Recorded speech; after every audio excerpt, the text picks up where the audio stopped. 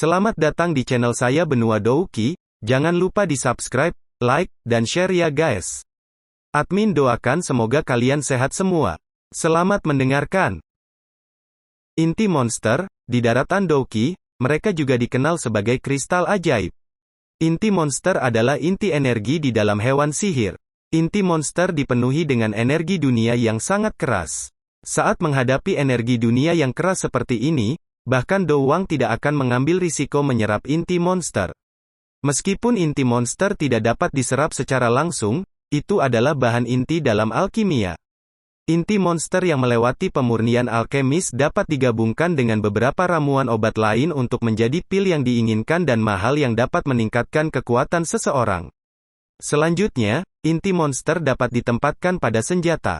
Senjata yang telah digabungkan dengan inti monster tidak hanya memiliki daya penghancur yang meningkat, tetapi juga dapat memiliki efek Douki khusus, dan menjadi komoditas yang sangat dicari di daratan Douki. Selain senjata, Monster Core juga dapat ditambahkan ke armor dan peralatan pertahanan lainnya. Peralatan pertahanan yang memiliki Monster Core akan memiliki pertahanan ekstrim dan memberikan jaring pengaman ekstra kepada penggunanya saat mereka dalam bahaya. Dengan banyaknya kegunaan tersebut, inti monster secara alami adalah item yang paling dicari di daratan Douki. Tidak hanya Dozes tetapi bahkan para alkemis yang terhormat mencari secara langsung untuk core monster tingkat tinggi untuk membuat pil tingkat kualitas yang lebih tinggi. Di bawah permintaan seperti itu, pasokan untuk inti monster di daratan Douki selalu tidak dapat memenuhi permintaan dari pembeli, sehingga setiap kali inti tingkat tinggi muncul dalam pelelangan atau pengaturan lainnya, itu akan segera dibeli dengan harga tinggi. Karena tingginya nilai inti monster, banyak kelompok tentara bayaran yang mengkhususkan diri dalam membunuh monster ajaib untuk mencari nafkah tetapi mendapatkan inti monster bukanlah tugas yang mudah. Pertama, monster sihir tidak hanya sangat kuat tetapi juga sangat licik. Karena sifat mereka yang licik dan metode serangan khusus, binatang ajaib bisa jauh lebih kuat daripada manusia dengan peringkat yang sama. Karenanya, tanpa kekuatanmu yang luar biasa, mencoba membunuh binatang ajaib sendiri tidaklah mungkin dan mungkin kehilangan nyawamu tanpa mendapatkan inti sihir. Bahkan jika kamu membunuh binatang ajaib, tidak semua binatang ajaib memiliki inti monster, kemungkinan binatang ajaib memiliki inti monster hampir acak sehingga kelompok tentara bayaran bisa membunuh setengah dari kekuatan mereka untuk mencoba membunuh binatang ajaib dan belum menemukan inti. Insiden semacam ini terjadi setiap saat di daratan Douki. Jadi harga Monster Core di daratan Douki semuanya sangat mahal. Membawa Sun Er melalui jalan memutar, Xiao Yan akhirnya tiba di pasar yang terletak sedikit di selatan kota. Di kota Wutan ada beberapa pasar berukuran sedang dan semuanya dikendalikan oleh salah satu dari 3 klan. Pasar Xiao Yan akan berada di bawah kendali klan Xiao. Meskipun berada di bawah kendali klan Xiao, Xiao Clan sebenarnya hanya menjaga ketertiban dan keamanan di pasar. Dan untuk kompensasi, baik itu tentara bayaran atau pedagang yang mendirikan warung, mereka harus membayar pajak kepada klan. Ini adalah aturan daratan Douki untuk waktu yang lama dan jarang ada orang yang mencoba menentangnya. Di depan pintu masuk pasar, ada 2 penjaga dari klan Xiao. Mereka tidak diragukan lagi mengenal Xiao Yan dan Sun Er. Melihat dari ketika para penjaga melihat mereka datang, para penjaga berhenti dan segera membungkuk. Sedikit menganggukkan kepalanya, Xiao Yan berjalan masuk dan memandangi arus orang yang tak pernah berhenti, dia tidak bisa menahan diri dari menjilat bibirnya. Tidak heran klan menjaga pasar di bawah kontrol ketat, dengan ini banyak orang mengunjungi pasar, keuntungan untuk klan tidak boleh rendah. Tuan muda ketiga, Nona Sun Er, apakah Anda ingin membeli sesuatu di pasar? Tepat ketika keduanya pusing melihat banyaknya orang, sebuah suara hormat terdengar di belakang mereka. Mendengar suara itu, Xiao Yan menoleh. Di belakangnya ada 7 hingga 8 pria yang mengenakan seragam Xiao Clan. Pembicara itu tampak seperti pria dewasa berusia 30 tahun, mengenakan lencana dengan 6 bintang emas, dia jelas adalah bintang 6 doze. Melihat keraguan di mata Xiao Yan, pria itu dengan jujur tersenyum dan berkata, Tuan muda ketiga, aku dipanggil PN. Pemimpin klan menunjuk saya untuk menjadi pemimpin penjaga untuk menjaga keamanan di pasar. Ah, tahun lalu saat ulang tahun Tuan muda, aku, PN datang. Oh, ini Paman PN. Xiao Yan berkedip dan meskipun dia tidak memiliki kesan tentang PN, perkenalannya membuat Xiao Yan tersenyum. Karena pria itu secara pribadi ditunjuk oleh ayahnya, dia secara alami akan menjadi bawahannya, tidak akan ada masalah dengan kesetiaan. Meskipun klan Xiao bukanlah klan dengan kekuatan besar dan berpengaruh, klan itu dibagi menjadi faksi yang berbeda. Jika pria yang berdiri di depannya berada di bawah kendali para tetua, dia tidak akan pernah begitu baik dan hanya akan mengatakan beberapa salam adat. Aku bosan di klan jadi aku memutuskan untuk keluar dan lihat sekeliling. Paman PN, Anda harus pergi dan melakukan pekerjaan Anda. Jika saya memiliki pertanyaan, saya pasti akan bertanya kepada Anda. Suara muda Xiao Yan tidak memiliki sedikit pun arogansi yang mungkin dimiliki oleh tuan muda normal, sebaliknya, suaranya lembut dan penuh hormat. Siapapun yang mendengarnya akan merasakan sedikit rasa bangga dan gembira. Dengan paman yang lain, senyum di wajah PN melebar dan menjadi lebih tulus. Mengangguk-angguk, dia berkata, kalau begitu, nikmati melihat-lihat tuan muda ketiga. Orang-orang kami ada di seluruh pasar, jadi jika Anda membutuhkan sesuatu maka panggil kami. Dengan hormat menganggukkan kepalanya, Xiao Yan menarik Sun Er dan jatuh ke gerombolan orang, menghilang dari pandangan PN. Pali, bawa 2 orang dan ikuti tuan muda ketiga.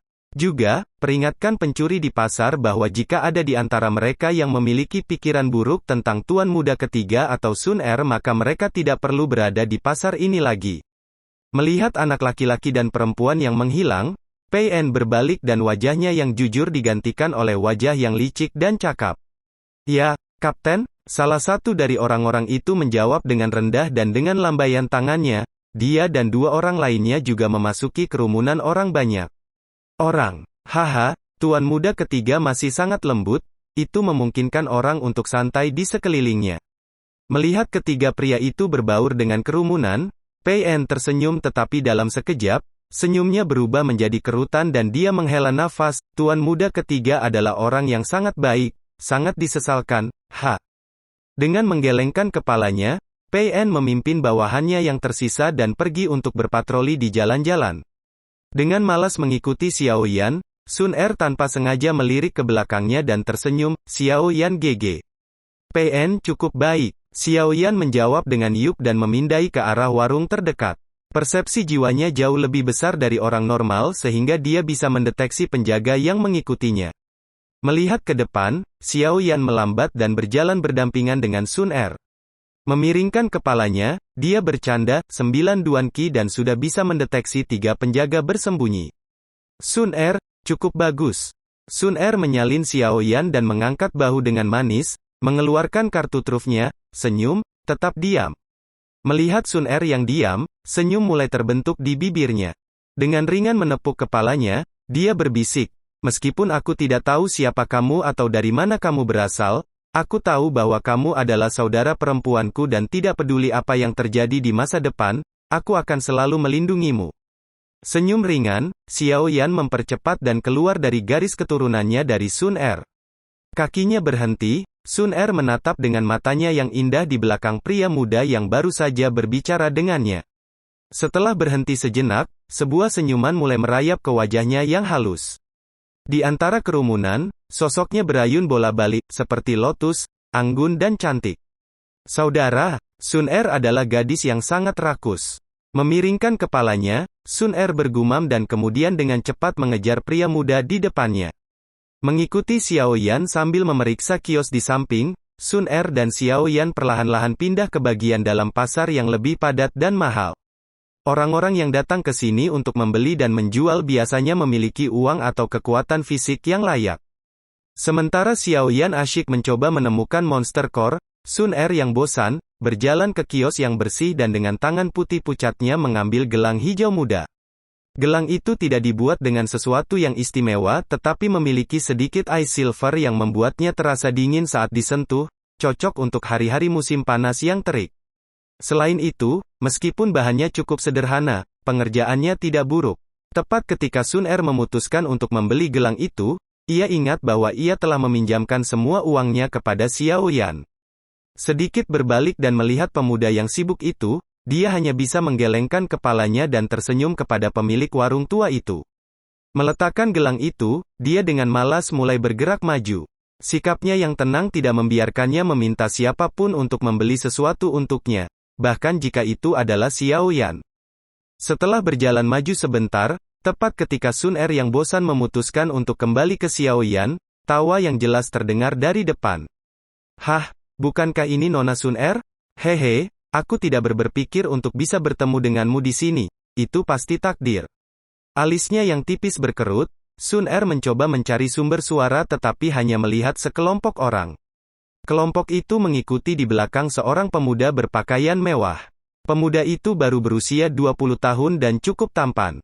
Wajahnya sedikit pucat tetapi matanya dipenuhi panas dan menatap gadis muda yang berdiri di depannya.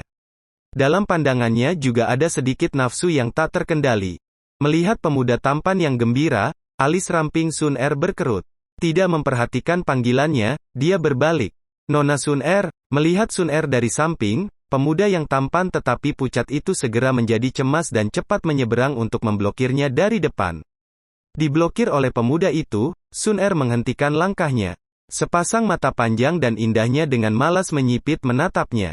Namun dia tidak mengucapkan sepatah kata pun. Nona Sun Er ditatap oleh pupil mata yang seperti tetesan air dan meskipun faktanya dia terbiasa menggoda wanita cantik, napasnya menjadi agak tergesa-gesa. Lidahnya yang pintar telah kehilangan semua penggunaannya untuk saat ini.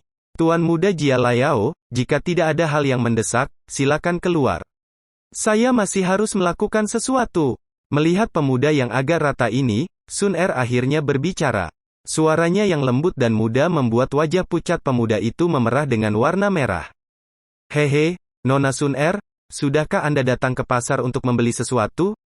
Saya cukup bebas sekarang, jadi mengapa kita tidak melihat-lihat pasar bersama?"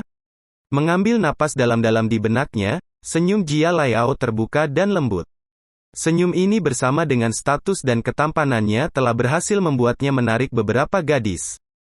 "Tuan muda Jia Laiao, aku sudah mengatakan bahwa aku memiliki sesuatu untuk dilakukan. Bisakah kamu minggir?" Mulut kecil Sun Er melengkung ke atas dan suaranya halus tanpa sedikit pun iritasi. Ditolak oleh Sun Er, ujung mulut Jia Laiao berkedut tetapi dia tetap tersenyum dan mengeluarkan gelang dari sakunya. Gelang itu warna emas biru muda dan terbuat dari biru emas. Dari gelang tergantung inti monster hijau seperti bola yang dihaluskan. Hijau lembut dipancarkan dari inti monster dan menyebarkan cahayanya ke gelang, memberinya rona khusus. Sepertinya gelang rumit ini harganya sangat mahal. Hehe, karena Nona Sun Er ada sesuatu yang harus dilakukan maka aku, Jia Laiao tidak akan menghalangimu lagi. Jiao Laiao menggenggam erat gelang dan tersenyum. "Ini adalah gelang yang baru saja saya beli di pasar, meskipun tidak terlalu mahal. Ia memiliki inti rakasa atribut kayu tingkat 1 yang sangat membantu dalam pemulihan Doki. Karena Nona Sun Er belum menjadi doze, gelang ini sangat cocok untuk Anda. Ini hanya hadiah kecil saya jadi tolong jangan katakan tidak. Lagi pula, aku akan kehilangan muka di depan bawahanku." Pada akhirnya, Jia Laiao dengan sengaja menurunkan suaranya dan bawahan di sekitarnya, seolah itu adalah sandiwara, tersenyum sesuai isyarat. Melihat tindakan Jia Laiao, alis Sun Er terangkat. Dia tidak tahu bagaimana berurusan dengan orang seperti itu. Tepat ketika dia akan menolak, pandangannya jatuh ke inti monster hijau di gelang dan ingat bagaimana Xiao Yan sibuk mencoba menemukan inti monster atribut kayu. Bulu matanya yang panjang berkedap-kedip ringan dan wajahnya yang tenang sedikit rileks. Melihat wajah santai Sun Er, jantung Jia Laiao berdebar dengan gembira dan dengan cepat mendorong gelang atribut kayu ke depan. "Nona Sun Er, tidak perlu untuk menjadi sopan. Jia Lai Clan dan Xiao Clan keduanya berada di 3 klan teratas kota Wutan sehingga bertukar hadiah kecil adalah hal biasa. Aku akan mengambil gelang itu dan melepas inti monster dan memberikannya pada Xiao Yan GG. Adapun gelang itu, ketika dia tidak memperhatikan, aku akan membuangnya." Dengan pikiran nakal ini, Sun Er tidak ragu lagi dan mengulurkan tangannya, akan mengambil gelang itu. Tiba-tiba sebuah tangan meraih tangannya dan menghentikannya untuk mengambil gelang itu. Tepat ketika tangannya dicengkeram, Sun Er berhenti kaget sebelum Doki di tubuhnya mengalir untuk melindungi dirinya. Tetapi tepat ketika tangannya hendak lepas dari genggaman, seorang pria muda membuatnya patuh dan berhenti berjuang. Melihat ke belakangnya, Sun Er melihat Xiao Yan. Ketika pandangannya bergerak sedikit lebih tinggi, dia melihat wajah muda yang keras. Apa kamu tidak tahu seperti apa dia? Memandang Sun Er, Xiao Yan mengkritik dirinya sendiri dalam benaknya. Lalu dia mendongak dan berkata, Tuan muda Jia Laiao, pikiranmu diterima dengan ramah oleh Sun Er, tetapi untuk hadiah itu, kamu harus mengambilnya kembali. Melihat suasana yang hancur, sebuah petunjuk kemarahan melintas di mata Jia Laiao. Tetapi, di depan Sun Er, ia berusaha menjaga sikap sopan dan tersenyum dengan nyaring. Tuan muda Xiao Yan, saya melihat bahwa Nona Sun Er tidak memiliki perhiasan apapun sehingga saya ingin sedikit membantunya. Apakah Anda tidak ingin membiarkan dia memiliki beberapa pernak-pernik kecil untuk menonjolkan kecantikannya? Mendesah tak berdaya, Xiao Yan melirik gelang atribut kayu di tangan Jia Laiao dan mengeluarkan gelang hijau lain dan dengan sedikit frustrasi, bertanya, apakah kamu benar-benar menyukai gelang? Ini dia, jangan mengambil barang orang lain tanpa alasan. Aku sudah memberitahumu bahwa tidak ada makan siang gratis. Orang yang menawarkan barang gratis selalu memiliki motif tersembunyi. Dengan penampilan polosmu, kamu mungkin telah dijual oleh seseorang dan masih tidak tahu apa yang telah terjadi. Mendengar kata-kata Xiao Yan yang jelas diarahkan kepadanya, wajah Jia Laiao menjadi dingin. Tetapi ketika dia melihat gelang di tangan Xiao Yan, dia tidak bisa menahan tawa. Gelang di tangan Xiao Yan, dari sudut pandang material, tidak mungkin lebih mahal dari 5 koin emas. Sementara itu, gelang dengan monster core atribut kayu miliknya, yang memiliki inti monster asli, menelan biaya 1000 koin emas. Kedua gelang itu, tidak peduli bagaimana Anda melihatnya, baik harga atau kegunaan sebenarnya, memiliki perbedaan besar dan gelang Xiao Yan bahkan tidak bisa dibandingkan dengan gelang atribut kayu. Jadi, ketika Jia Laiao melihat Xiao Yan memberikan gelang yang begitu buruk kepada Sun Er yang cantik, dia tidak bisa tidak mengkritik Xiao Yan. Xiao Yan, aku tahu kau tidak memiliki posisi tinggi di klanmu, tetapi mengapa kamu memberikan hal yang menyedihkan kepada Sun Er?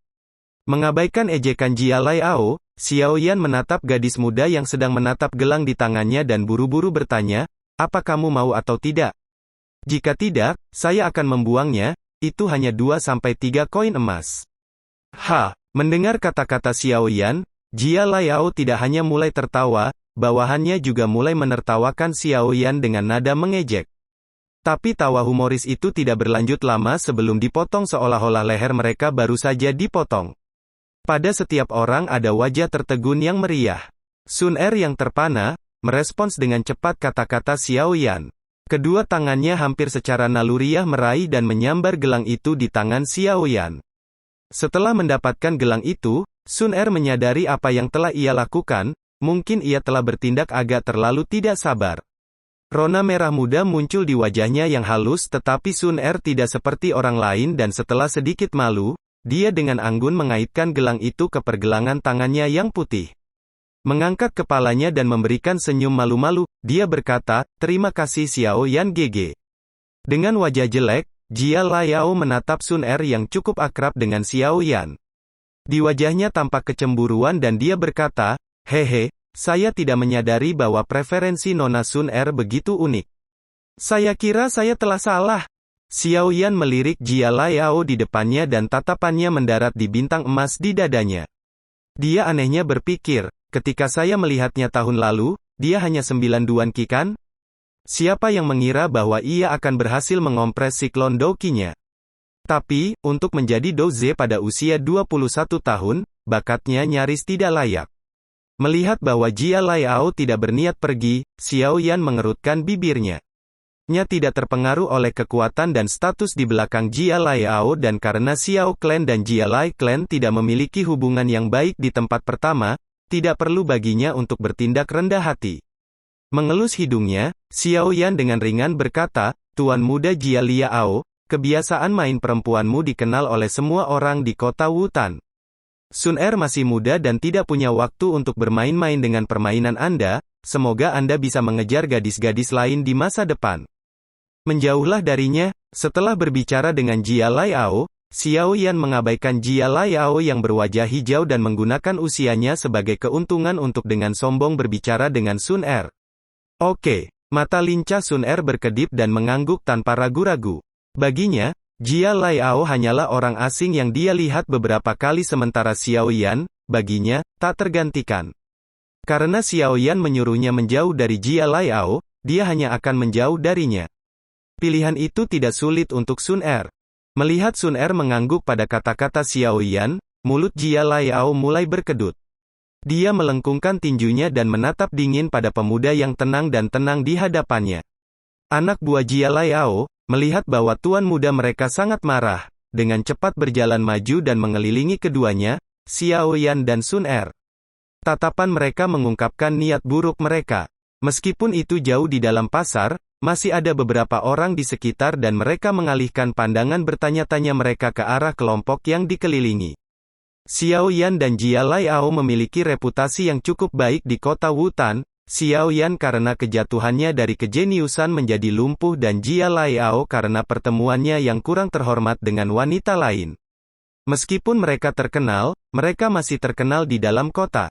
Melihat gerakan kelompok Jia Laiao, alis Xiao Yan melompat dan di wajah mudanya, sedikit kepercayaan diri merayap. Memutar kepalanya dengan ringan, dia bersiul menuju tempat di pasar. Melihat tindakan Xiao Yan, semua orang memalingkan kepala mereka ke arah di mana Xiao Yan bersiul dan melihat penjaga pasar marah datang di bawah pimpinan PN. Dengan sesama pengawal, PN bergegas menuju Xiao Yan dan dengan cepat, penjaga pasar mengelilingi bawahan Jia Laiao yang mengelilingi Xiao Yan dan Sun Er. Tuan muda ketiga, apa ada yang salah? Berjalan ke Xiao Yan, PN melirik Jia Laiao dan kemudian dengan hormat bertanya kepada Xiao Yan. Xiao Yan tersenyum ringan dan berbalik menghadap Jia Laiao yang berwajah hijau. Dia dengan acuh tak acuh berkata, Tuan muda Jia Laiao, pasar ini dikendalikan oleh klan Xiao, apakah Anda yakin ingin bertarung di sini? Mata Jia Laiao mengungkapkan rasa takutnya pada PN tetapi ia segera mengejek di Xiao Yan, apakah Anda hanya tahu untuk bergantung pada klan Anda? Jika Anda seorang pria, apa yang ingin Anda katakan adalah, jika saya seorang pria maka saya akan bertarung 1 lawan 1 dengan Anda. Benar, Xiao Yan melambaikan tangannya dan memotong Jia Laiao. Jia Laiao mencibir lagi dan dengan sedikit tantangan, dia berkata, Yup, apakah kamu takut? Melihat wajah arogan Jia Laiao, Xiao Yan menghela nafas dan mengangkat tangannya untuk merasakan dahinya. Beberapa saat kemudian, dia mengangkat kepalanya dan mengangkat bahu dan dengan tidak bersalah dan naif, dia bertanya, Tuan muda Jia Laiao, saya ingin bertanya, berapa umurmu? Tepi Jia mulut Laiao berkedut dan dia tidak merespons. Orang besar, Anda sudah 21 tahun. Berapa umur saya? 15. Anda sebenarnya bertanya kepada seorang anak yang belum melakukan ritual kedewasaan untuk melawan Anda? Tidakkah Anda merasa bahwa permintaan Anda berlebihan? Tidakkah Anda merasa malu? Penampilan polos Xiao Yan begitu realistis sehingga Sun Er di sebelahnya tidak bisa menahan tawa lembut. Haha, mendengar kata-kata pemuda itu, pemilik kios tentara bayaran dan pedagang juga mengeluarkan tawa. Xiao Yan benar, pada usianya saat ini, Xiao Yan hanya bisa dianggap anak-anak tetapi Jia Laiao akan dianggap dewasa. Tantangan semacam ini membuat semua orang memandang rendah Jia Laiao. Tawa kerumunan itu seperti seember air dingin dan membantu Jia Laiao mendapatkan kembali ketenangannya. Dari kedewasaan dan ketenangan Xiao Yan hingga sikapnya yang tenang, sangat mudah bagi orang untuk melupakan berapa usianya sebenarnya. Oleh karena itu, setelah Xiao Yan mengatakan usianya, Jia Laiao akhirnya ingat bahwa pemuda yang berdiri di depannya hanya berusia 15 tahun. Mengertakkan giginya, Jia Laiao memandang penjaga yang melirik di belakang Xiao Yan dan menyadari bahwa dia tidak memiliki peluang untuk membalas hari ini. Dia hanya bisa menggelengkan kepalanya dan dengan dingin berkata, 1 tahun lagi dan kamu akan menjalani ritual kedewasaan yang akan datang, kan? Hehe, saya pikir seseorang yang lumpuh seperti Anda, setelah Anda menyelesaikan ritual kedewasaan, hanya akan dikirim ke desa terpencil dan miskin. Pada saat itu, Anda bahkan tidak akan memiliki kekuatan untuk memasuki kota Wutan, sangat menyedihkan. Xiao Yan tersenyum ringan dan dengan acuh tak acuh mengangkat bahunya. Kelopak mata Jia Laiao berkedip-kedip. Dia tidak tahu mengapa, tetapi setiap kali dia melihat wajah tenang pemuda di depannya, kemarahan misterius muncul di dalam dirinya. Kau hanya cacat dan berusaha bersikap seolah kau tahu segalanya. Dengan paksa menekan amarahnya, Jia Laiao mengeluarkan ekspresi dingin dan dengan lambaian tangannya, memerintahkan bawahannya untuk keluar dari kerumunan. Oh, benar, langkahnya terhenti, Jia Laiao sepertinya telah mengingat sesuatu dan berbalik. Dia berkata, Tuan Muda Xiaoyan, aku mendengar bahwa pernikahan klan Xiaomu dengan klan Nalan dicabut. Hehe, sebenarnya, itu tidak terduga. Dengan bakat Ki Anda tidak dapat menandingi Nona Nalan. Haha, setelah mengatakan itu, Jia Laiao pergi dengan tertawa. Tatapan Xiaoyan dengan dingin mengikuti keluarnya Jia Laiao. Dengan erat memegang Sun Er yang akan bergegas keluar, dia diam-diam berkata, dia hanya anjing gila. Jika dia menggigitmu, mengapa kamu harus menggigit kembali? Tapi dia bertindak terlalu jauh. Kita tidak bisa membiarkannya begitu saja. Alisnya berkerut, Sun Er menjawab dengan marah. Akan selalu ada kesempatan. Xiaoyan menyeringai dan dinginnya suaranya membuat PN bergidik. Gigitan singa mungkin tidak seseram itu, tetapi singa yang tahu kesabaran adalah cerita lain, yang menakutkan. Paman PN, maaf sudah mengganggu Anda. Xiaoyan berbalik dan tersenyum lembut ke arah kelompok PN. Suasana yang sebelumnya intens tiba-tiba berubah menjadi suasana hati yang ringan. Terkesan oleh kendali atas emosi yang dilakukan Xiaoyan, senyum PN diperkuat oleh rasa hormat. Bahkan dengan kurangnya bakat Xiaoyan, prestasi Xiaoyan di masa depan mungkin tidak akan terlalu buruk dengan kecakapan mentalnya. Haha, Tuan Muda ketiga bercanda. Ini adalah wilayah Xiao Clan, kami tidak akan membiarkan Jia Lai Clan melakukan apapun yang mereka inginkan di sini. PM tersenyum dan melihat bahwa Xiaoyan mulai melihat-lihat, ia segera pergi bersama dengan orang-orangnya. Melihat PN dan kelompoknya, Xiaoyan berbalik dan mengacak-acak rambut Sun Er dan berkata dengan sedikit memaksa, inti monster level 1 membuat kamu melupakan moralmu? Kamu tahu, orang seperti apa Jia Laiao itu? Saat kamu mengambil barang-barangnya, dia pasti akan memintanya kembali. Meluruskan rambutnya, Sun Er mengangkat tangannya ke atas, dia ingin memberikannya padaku, itu gratis. Xiaoyan memutar matanya dan tidak tahu apakah dia harus tertawa atau menangis. Itu bukan sesuatu yang berharga. Apakah kamu benar-benar perlu bertindak seperti itu? Jangan lupa, kamu jenius muda di klan Xiao. Sun Er mengerutkan hidungnya dan mengangkat gelang di pergelangan tangannya. Dia mengejek, jadi Xiaoyan GG juga memperhatikan Sun Er. Xiaoyan tetap diam dan menarik tangan Sun Er. Mereka berjalan menuju beberapa kios yang lebih dalam di pasar. Setelah berjalan melewati beberapa kios, kaki Xiaoyan akhirnya berhenti. Dia membungkuk dan menatap bola hijau yang masih memiliki jejak darah di kios dan berkata, aku akhirnya menemukannya. Menggerakkan tangannya melintasi kios, tangan Xiaoyan hendak meraih inti monster ketika tangannya menegang. Sebuah firasat aneh melintas di benaknya. Menjilat bibirnya, Xiaoyan terus mengambil inti monster tetapi tatapannya, seolah-olah secara tidak sengaja, menyapu kios. Beberapa saat kemudian, tatapannya mendarat di sepotong logam hitam yang ditampilkan di samping inti monster. Sepotong logam hitam itu tampak sangat tua dengan banyak bintik karat dan bahkan beberapa bercak tanah. Sepertinya baru saja digali. Hei, Xiaoyan, beli potongan logam hitam itu sesuatu yang bagus. Tepat ketika Xiaoyan bingung mengapa dia merasakan perasaan yang kuat terhadap logam yang tampaknya tidak berharga, suara Yao Lao terdengar di benaknya. Mendengar suara di dalam kepalanya, Xiaoyan berkedip dan diam-diam mengangguk. Alih-alih segera meraih potongan logam hitam, Xiaoyan dengan lembut mengambil inti monster hijau yang masih meneteskan darah dan melihat ke arah tentara bayaran yang tampak lusuh yang berdiri di belakang kios. Ia bertanya dengan riang, dari monster mana inti monster ini berasal? Haha, mata Tuan Muda benar-benar bagus. Ini adalah inti monster dari monster sihir tingkat pertama bernama Swallowwood Fox. Ini adalah inti berkualitas tinggi. Grup tentara bayaran tajam kami menunggu selama 3 hari dan menyerang 5 rubah kayu walet sebelum akhirnya mendapatkan inti binatang sihir ini. Melihat pakaian mewah Xiaoyan, tentara bayaran itu dengan cepat mengiklankan barang dagangannya.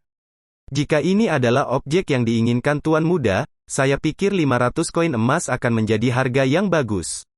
Haha, saat mendapatkan inti ini, kami memiliki beberapa saudara lelaki yang terluka cukup parah.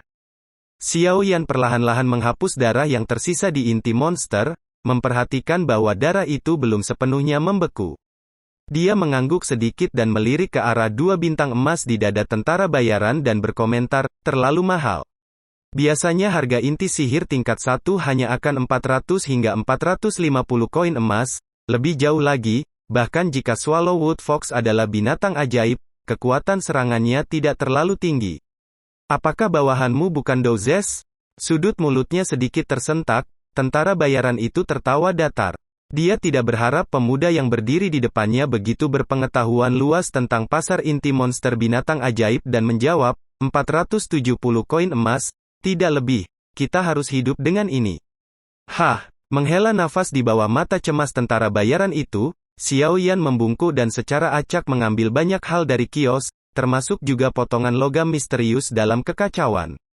Lalu dia berkata, 470 koin emas untuk semua ini. Melihat barang-barang di tangan Xiao Yan, tentara bayaran itu menghela napas lega karena tidak ada barang di tangan Xiao Yan yang mahal. Baiklah. Dengan riang mengeluarkan beberapa koin emas, Xiao Yan tidak membuang-buang waktu lagi dan segera pergi.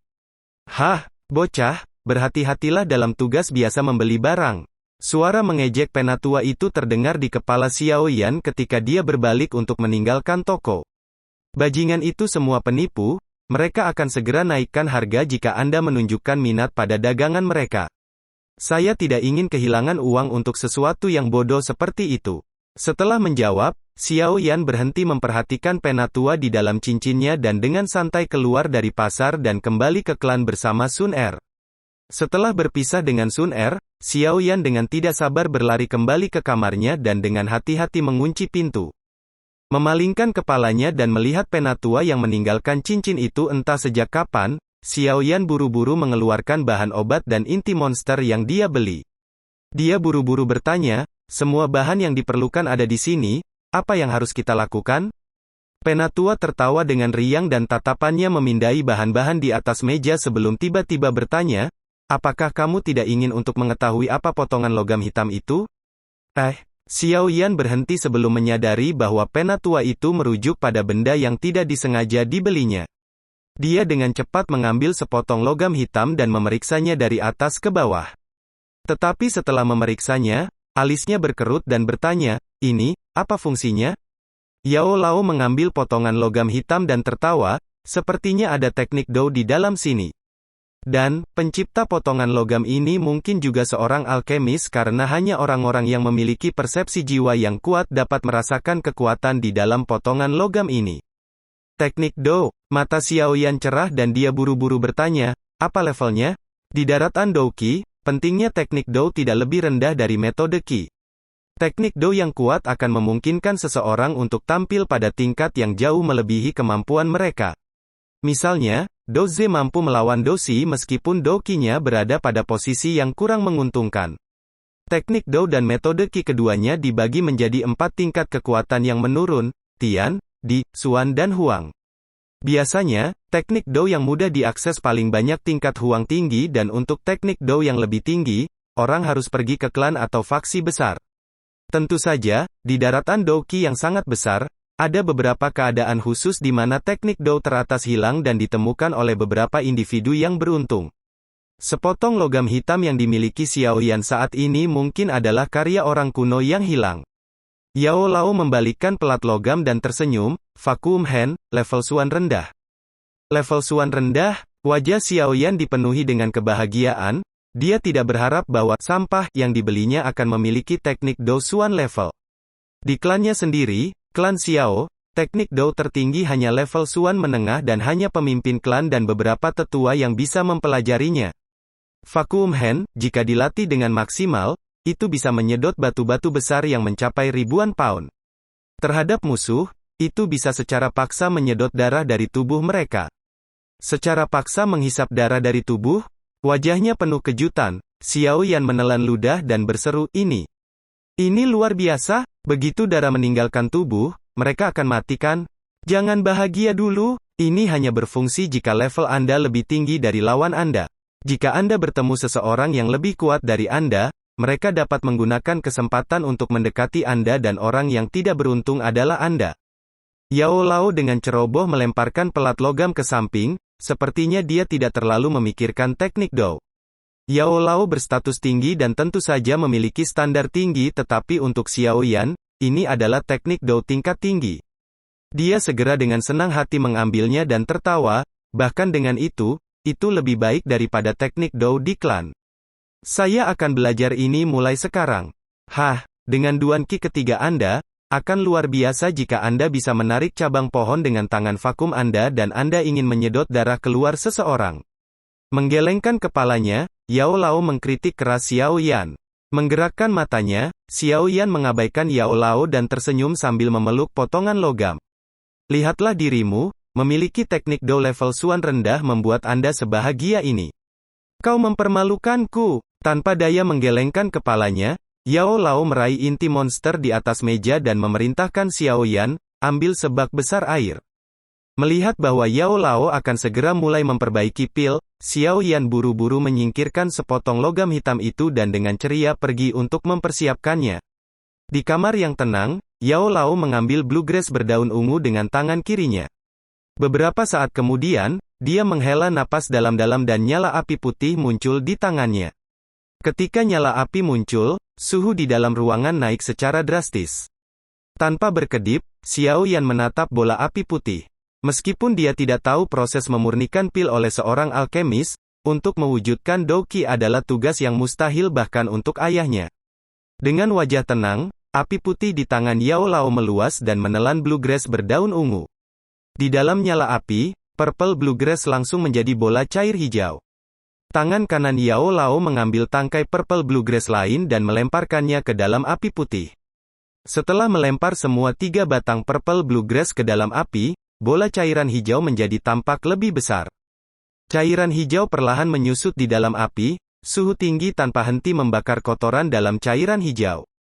Dengan nyala api, cairan hijau menjadi semakin kecil dan semakin kecil volumenya.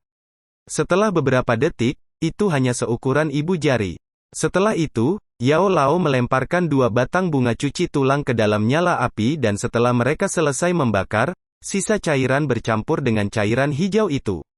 Setelah itu adalah penyempurnaan dari inti monster. Langkah ketiga memakan waktu 1 jam penuh tetapi Yao Lao masih tampak penuh energi dan tanpa tanda-tanda kelelahan. Setelah 1 jam penuh, inti monster yang tangguh telah menjadi bola cairan berwarna hijau. Energi keras di dalam inti monster itu melunak oleh formula ajaib Yao Lao. Di tangannya, api putih perlahan-lahan menghilang. Melihat bola hijau yang melayang di atas tangan Yao Lao, Xiao Yan menggosok kedua tangannya. Dengan persepsi jiwa atasannya, ia dapat dengan jelas merasakan energi berlimpah di dalam bola energi. Guru, apakah saya hanya perlu memakannya? Xiao Yan mengedipkan matanya dan bertanya dengan tidak sabar. Jika Anda ingin mati maka makanlah. Dengan jalur Qi Anda akan menjadi benar-benar cacat dalam hitungan detik. Segera, sebak besar air jernih berubah menjadi warna hijau gelap. Mulai sekarang, kamu harus berlatih di sana. Dengan bakat Anda dan menghalangi keadaan yang tidak terduga, Anda seharusnya bisa mencapai 7 Duan Qi dalam waktu 1 tahun. Yao Lao menepuk-nepuk debu tangannya dan tersenyum ringan ke arah Xiao Yan. Dengan kebahagiaan yang jelas, Xiao Yan buru-buru menganggukkan kepalanya. Oh, aku hampir lupa. Obat ini hanya akan bertahan selama 2 bulan. Yang berarti, kamu harus pergi membeli barang-barang yang kamu dapatkan hari ini setiap 2 bulan.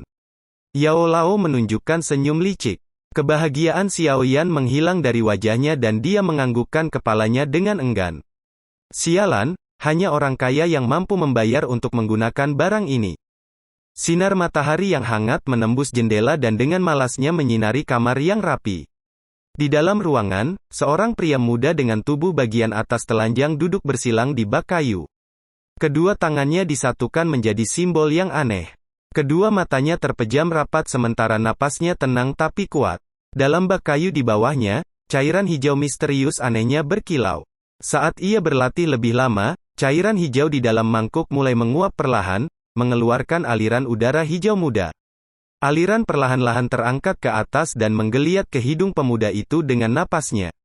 Begitu aliran itu ada di dalam tubuhnya, wajah pemuda itu menjadi berkilau dan halus seperti batu giok.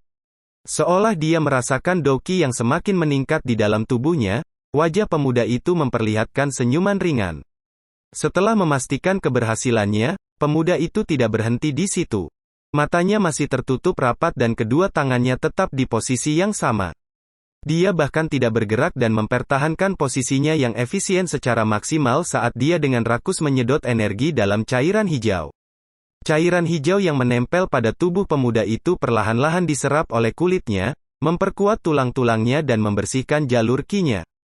Di bawah penyerapan gelisah pemuda itu, semakin banyak aliran hijau keluar dari mangkuk dan perlahan-lahan, mereka menjadi sangat padat sehingga mereka menutupi tubuh telanjang pria muda itu di lapisan kabut. Di bawah pelatihan yang gelisah, sinar matahari cerah yang masuk melalui jendela perlahan-lahan menjadi lebih lemah dan ruangan menjadi jauh lebih dingin.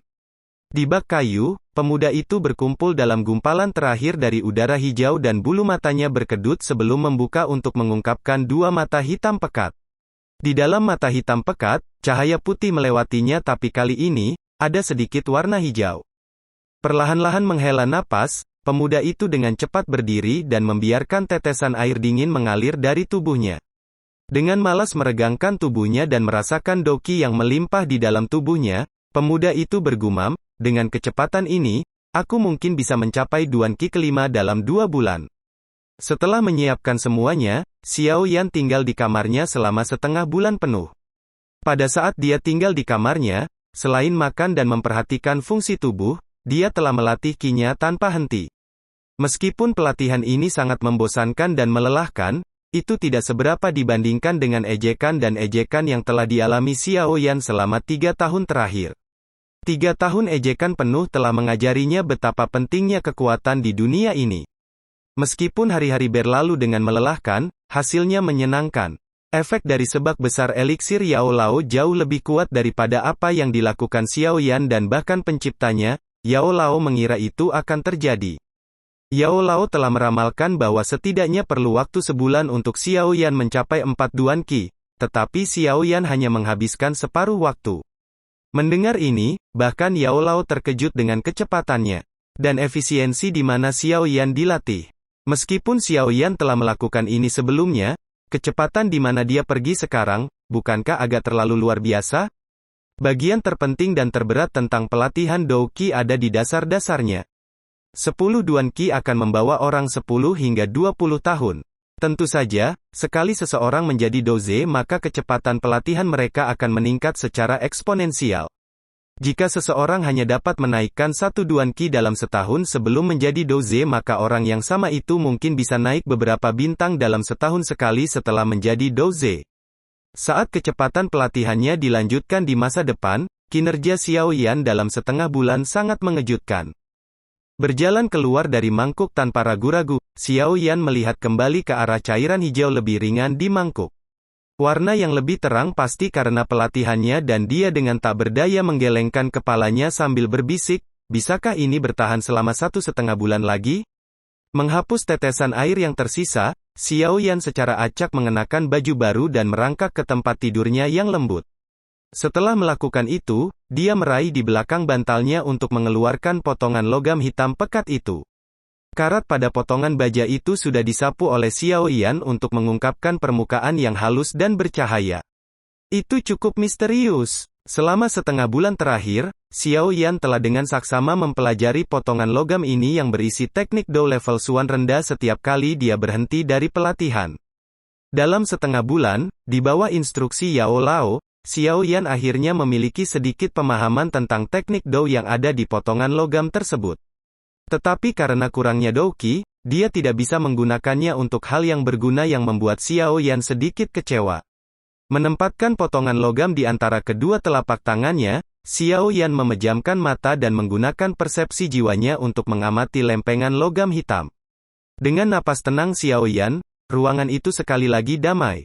Keheningan panjang lainnya berlalu sebelum Xiao Yan membuka matanya lagi dan mengangkat tangan kanannya. Tangan kanannya melengkung menjadi cakar dan cahaya Doqi, di bawah desakan Xiao Yan, dengan cepat melewati beberapa qi dan titik-titik tekanan di telapak tangannya untuk menjadi kekuatan penarik. Peng! Vas keramik yang ditunjuk Xiao Yan untuk membuat beberapa lingkaran sebelum jatuh ke bawah meja. Dan dengan tabrakan yang jelas, itu hancur berkeping-keping. Hah! Meskipun teknik Dou ini berada di tingkat Xuan, Dou Qi saya terlalu rendah dan saya hampir tidak bisa menggunakan teknik ini. Melihat kehancuran yang dia sebabkan, Xiao Yan berbisik pada dirinya sendiri, melihat kekuatan yang dimilikinya sekarang, jika aku ingin memiliki kekuatan yang cukup untuk menyedot seseorang ke arahku maka aku harus berada di 7 Duan Qi.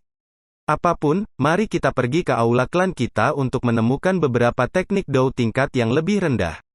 Tangan hampa ini tidak akan banyak berguna untuk beberapa waktu. Tapi karena saya bisa melatih Dou Qi saya lagi, saya tidak perlu menggunakan metode bodoh seperti yang saya gunakan sebelumnya. Menghela nafas lagi, Xiao Yan turun dari tempat tidurnya dan melirik cincin hitam yang tidak bergerak sebelum meninggalkan rumah.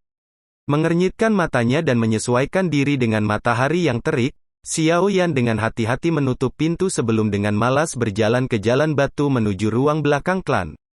Ke sisi jalan batu ada pohon willow hijau zamrud. Warna hijau yang melimpah itu terasa menenangkan dan sangat kontras dengan panas yang menyengat. Beralih ke jalan yang berbeda, tawa seorang gadis muda menyambutnya. Karena ketenangannya yang terganggu, Xiao Yan mengerutkan alisnya dan mengikuti sumber tawa itu. Dia melihat beberapa gadis muda datang ke arahnya dari jalan lain.